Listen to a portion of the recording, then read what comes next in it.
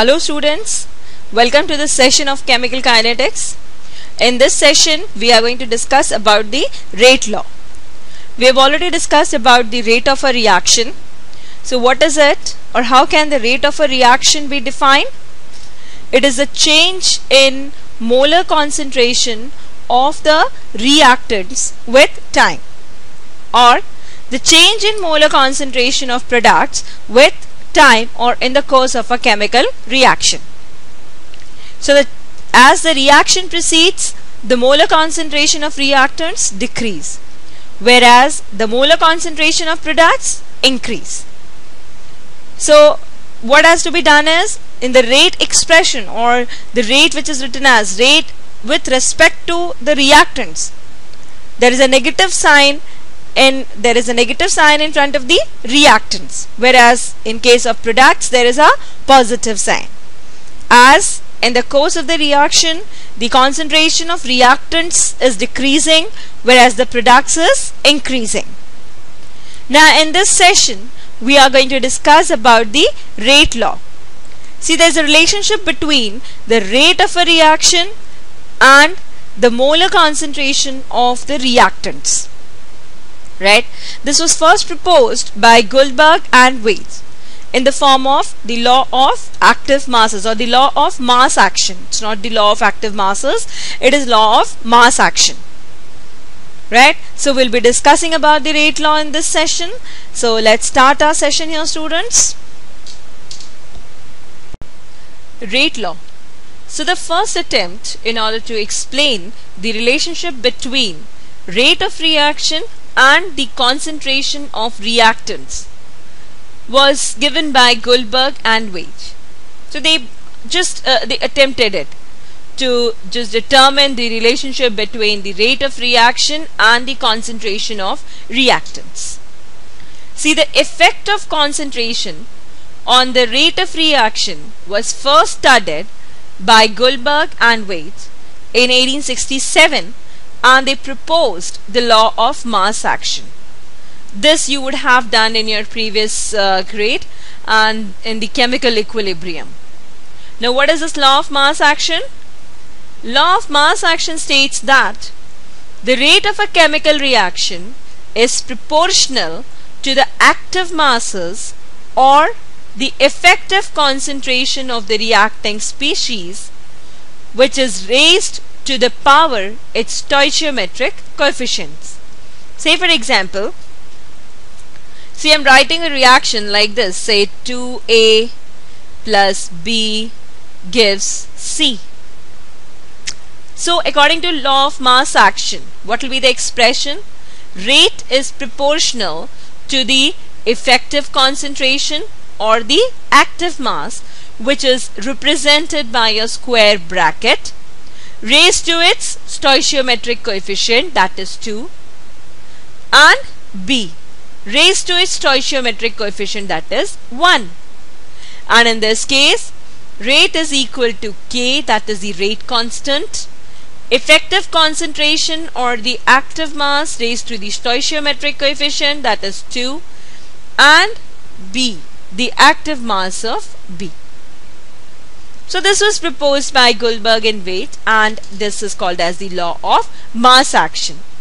Now students, the rate law expression. The rate law expression is derived experimentally. See, we can write the rate of reaction, the relationship between the rate of reaction and the concentration of reactants, just by seeing the chemical equation. And what is it? It is a balanced chemical equation, right? And this is the stoichiometric coefficient. The rate law or rate equation for a chemical reaction is an equation that links the rate of reaction with concentrations or pressures of the reactants and constant parameters. The expression which describes the reaction rate in terms of molar concentration of reactants and is experimentally determined is called rate law of the reaction. So it's nothing. for the reaction, for the reaction equation, that is 2A plus B gives C. We wrote it as rate is equal to K, A raised to the power its stoichiometric coefficient, B raised to the power its stoichiometric coefficient. Now if I have to write the rate law expression,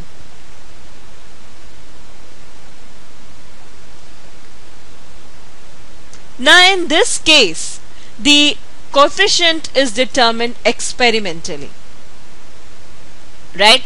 This coefficient, say the rate law expression can be K, R is equal to K, A and B, 0. Now this coefficient which is determined, it is called as absolute coefficient.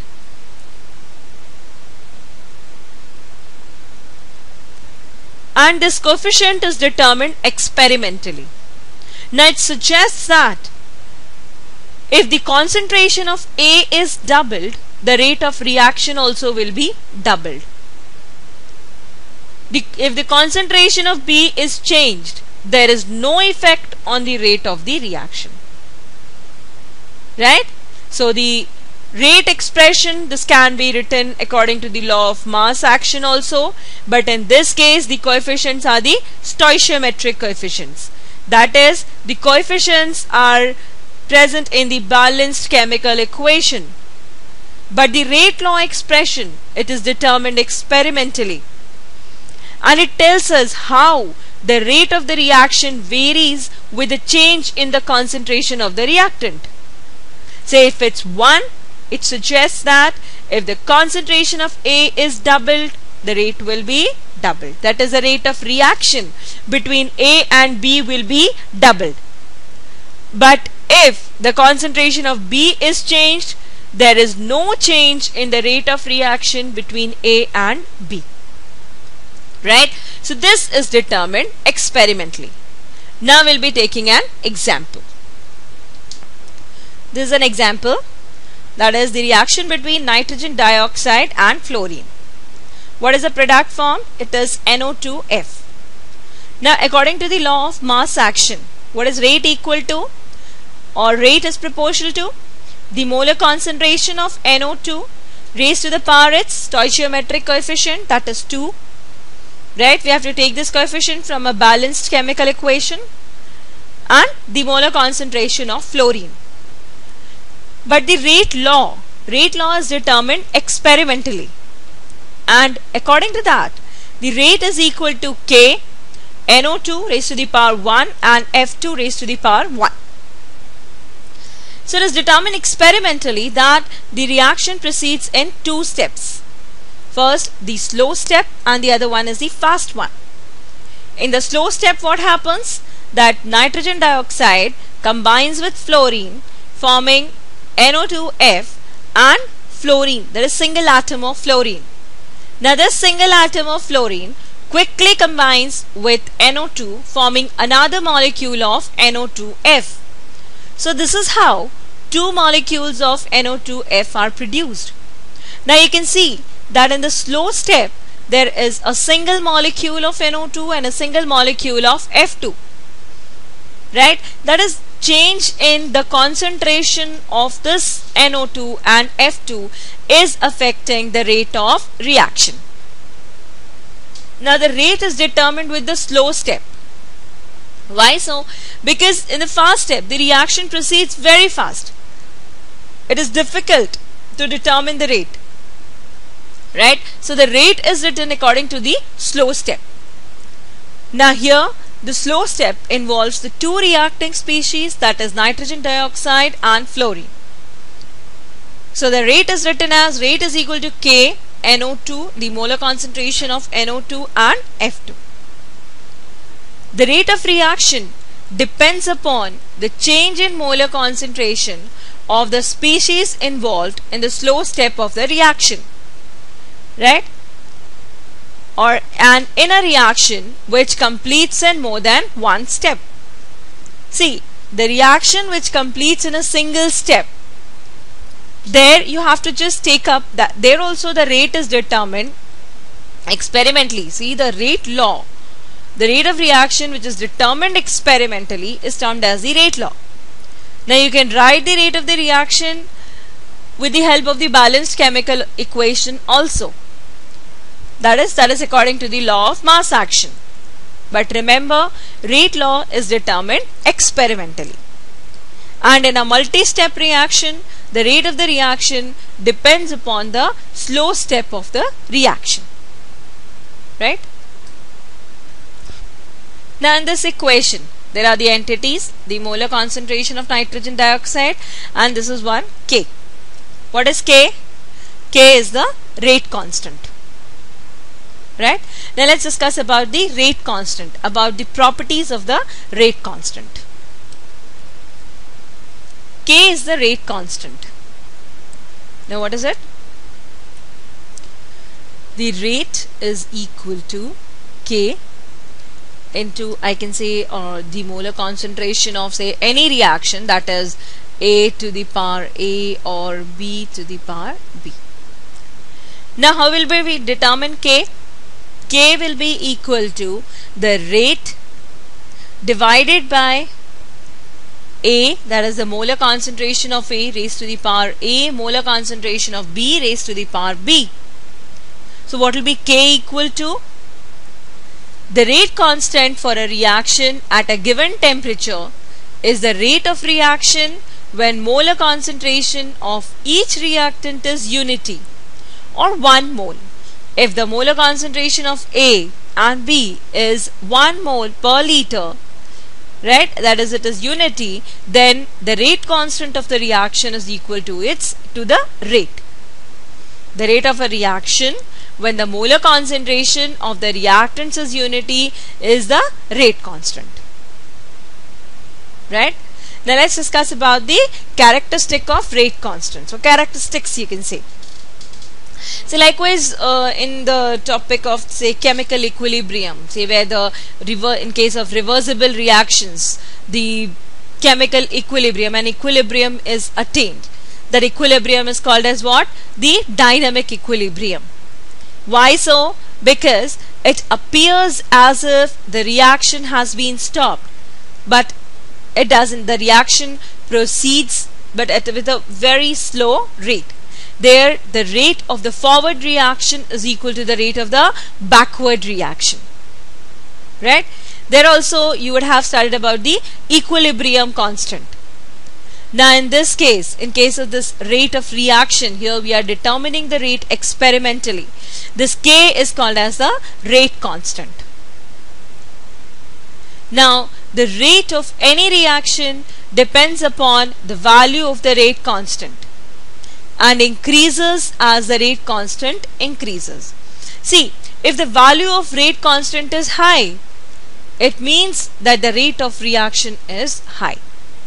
Right? The rate of reaction, the reaction occurs at a very fast speed, or reaction occurs with a speed. Right? The value of rate constant depends upon temperature. It changes with the change in temperature. See students, temperature affects the rate of reaction. Why so? What happens in a chemical reaction? See what happens in a chemical reaction.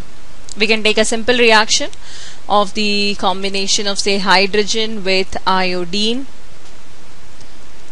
forming twice of Hi. Now in this case, what has happened? The bonds between the hydrogen atoms is broken down and the bond between iodine atoms is broken down, thus releasing energy. Now there is a formation of bond between hydrogen and iodine, forming what? Forming hydrogen iodide. So breaking of bond and formation of a bond, it depends on the temperature also. Right? Any case, if the adequate energy is not there with the atoms, how is the bond going to break? So with the increase in temperature, what happens? The breaking of bond becomes easy, or the bonds break. The particles or the atoms, they gain energy, and as a result of which the bond between the two atoms break. and then there is a formation of a new bond. So the reaction depends on what? It depends on the temperature. If the temperature is less, the reaction will be slow. If the temperature is high, the reaction will be faster. So the reaction is dependent on the rate of the reaction is dependent on the temperature. So what happens? The value of the K also depends on the temperature. So as the temperature increases or decreases, the value of K also increases or decreases. The value of K changes with the change in temperature. The next point is the value of rate constant is independent of concentration of reacting species. So the rate constant, the value of the rate constant changes with the temperature and it is independent of the concentration of reactant species. Remember that. Unit of rate constant depends upon the nature of reaction or upon the order of reaction. Right? That is, depends upon the nature of reaction or upon the order of reaction. What is the order of reaction? Order of reaction we'll be discussing later, but I'll just tell you that the the actual change in concentration which is affecting the rate of reaction. So order of reaction can be defined as the change in concentration of the reactant which is affecting the rate of reaction, and that is determined experimentally. So the unit of rate constant can be determined by this formula, that is concentration in moles per liter divided by the time into the concentration to the power n. N is what? N is the order of the reaction. That is, it is a change in the concentration.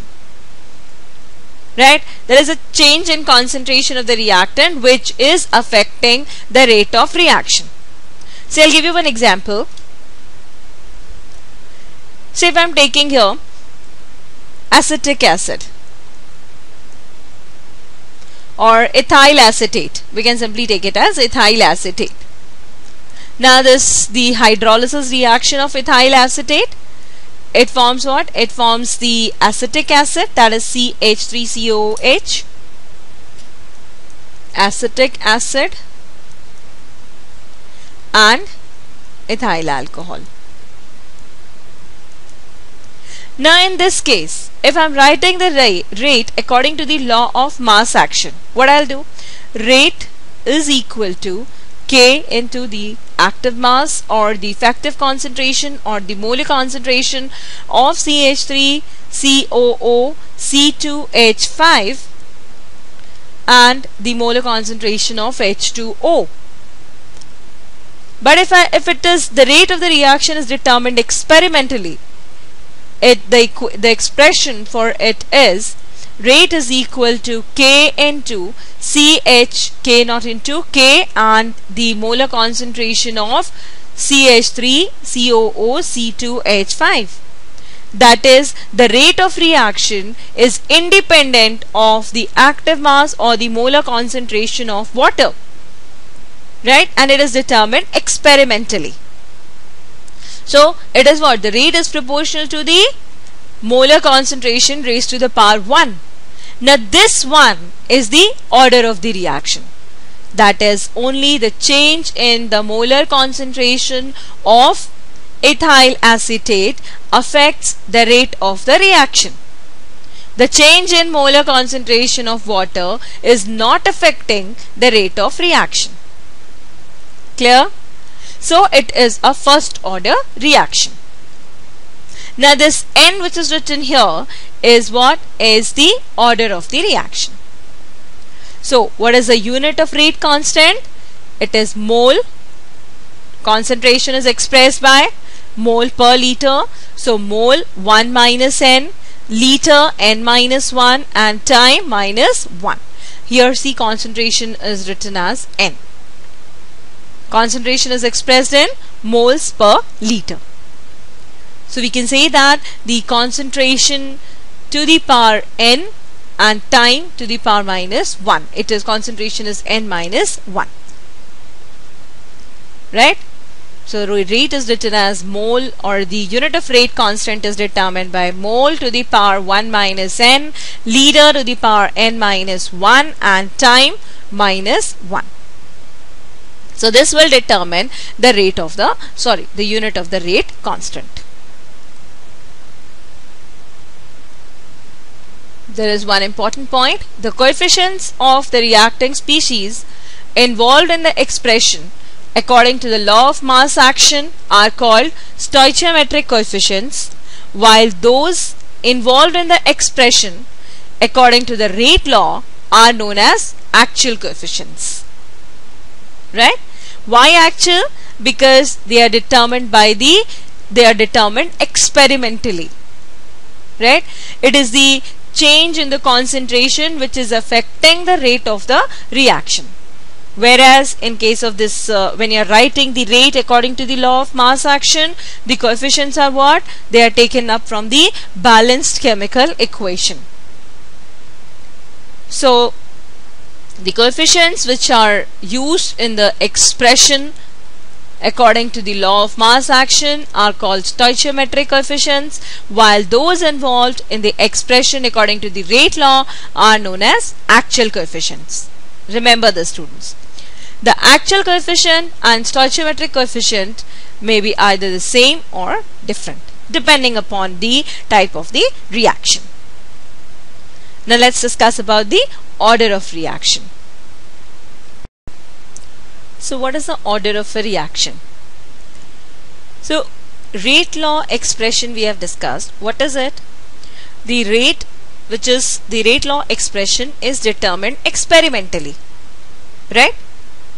And the rate law expression is rate is equal to K, the molar concentration of, say I can take any reaction, raised to the coefficient, which is its actual coefficient.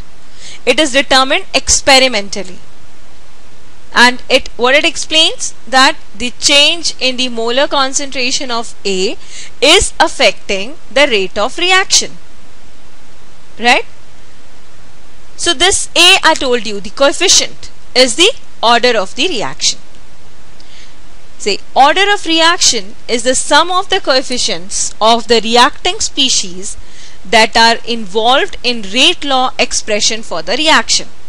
Rate law expression is determined experimentally. See students, the reactions are classified. They are classified on the basis of the order. Say the reactions are of 0 order, first order, second order, third order. Right? So the reactions which belong to the same class have similar kinetic behavior. That is, their rates and the concentrations of reactants and products vary with composition in the similar way. That is, they follow the reactions belonging to one class, they follow the similar, or they show the similar kinetic behavior. Right? Say all the 0 order reactions. In case of all the 0 order reactions, the rate of reaction will be independent of the concentration of reactants. Right? Once the rate is set, initially it follows the first order kinetics, then it follows the 0 order. Say if I'm taking any reaction, that is the chlorination of alkanes in the presence of UV light, it follows the 0 order rate kinetics. That is, the rate of reaction is independent of the concentration of reactants. Right? Like your disintegration or the radioactive disintegration. Radioactive disintegration obeys the first order kinetics. That is, the rate of reaction is directly proportional to the molar concentration of the reactant raised to 1. That is the first order kinetics. So the reactions belonging to one class, they follow the similar kinetics. Now what is the order? Order of reaction is the sum of the coefficients of the reacting species that are involved in the rate law expression for the reaction, or total number of concentration variables which determine the rate of any reaction is called the overall order of the reaction. Say in this case, what will be the rate law? rate law expression, we can just take it, say if it is determined experimentally. In this case, the rate law determined is rate is equal to K, the molar concentration of A raised to the power A, the molar concentration of B raised to the power B, and the molar concentration of C raised to the power C. Now the order with respect to A is A, that is small a, B is the lowercase b, and C is the lowercase c. So what will be the overall order of the reaction? Overall order of reaction.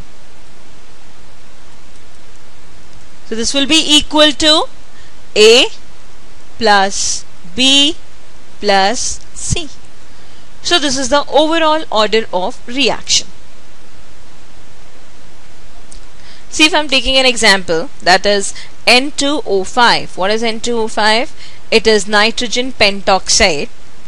It dissociates to give nitrogen tetroxide N2O4 plus of oxygen gas. Right? Now in this case, how can I write the rate of reaction? See, the rate will be equal to, if I am writing the expression like this, minus of D, the concentration of N2O5. This is what? This is the instantaneous rate. Now the rate law expression. So rate law expression is determined experimentally. So the rate is equal to K, and it is determined to be N2O5 raised to the power 1. Right? So what type of reaction it is? It is a first order reaction. Okay? Say let's take up the second reaction.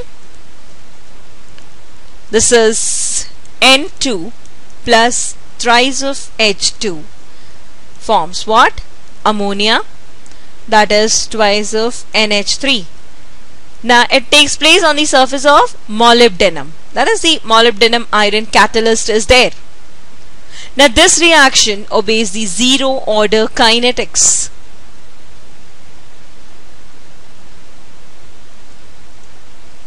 Now how will it be determined? The rate law will be determined, or what will be the rate law expression for this reaction?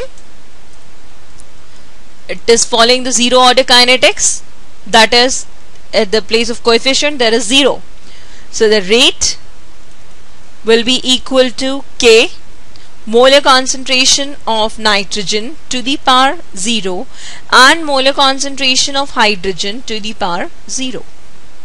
The reaction was N2 plus H2 thrice of H2 gives 2NH3.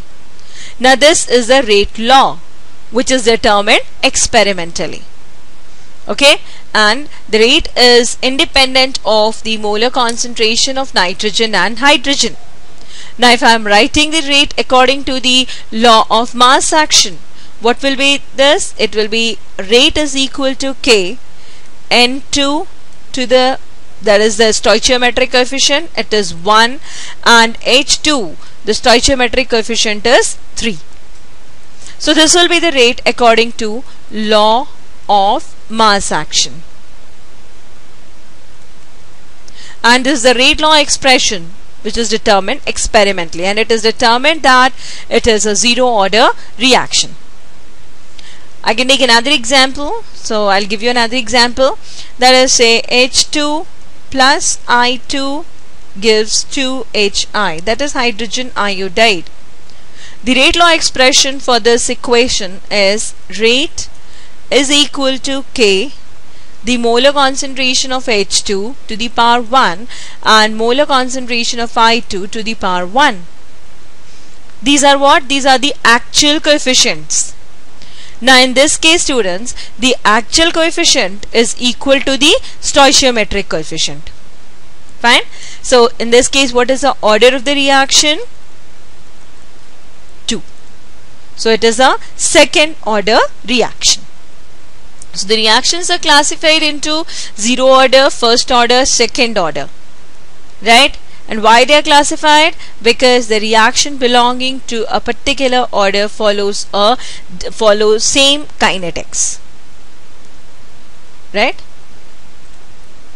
So this is about the order of reaction, students. In the next session we'll be discussing about the reactions of different orders and details, and also about the molecularity of a reaction.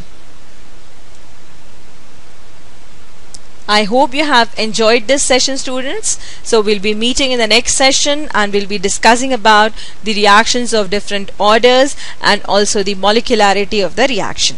Till then, thank you very much. Thank you for listening patiently, students, and just go through the text so that the concepts are clear to you. So thank you once again and do have a nice time ahead.